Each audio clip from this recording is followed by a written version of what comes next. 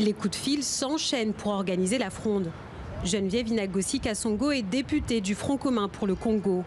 Les membres du parti de Joseph Kabila dénoncent un passage en force après la nomination du chef de la CENI, Denis Kadima.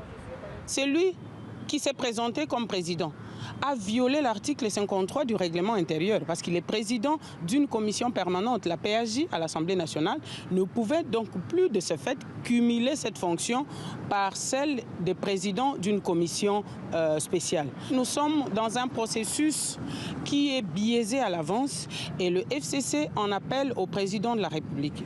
La nomination de Denis Kadima, un proche de Félix Tshisekedi, est aussi contestée par la coalition d'opposition, la Mouka.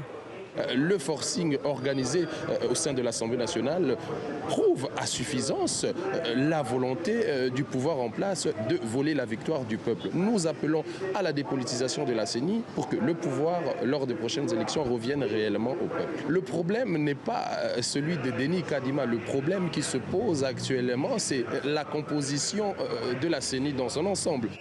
Preuve des tensions accrues, ce samedi au sein de l'Assemblée nationale, juste après le vote, les esprits s'échauffent.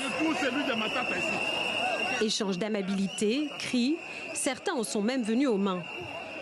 Kinshasa a vibré toute la journée au rythme de la contestation. En chemise blanche, haranguant la foule, Martin Fayulu et Adolphe Mouzito. Les deux leaders de la Mouka dénoncent le risque de mainmise du pouvoir sur la présidentielle de 2023.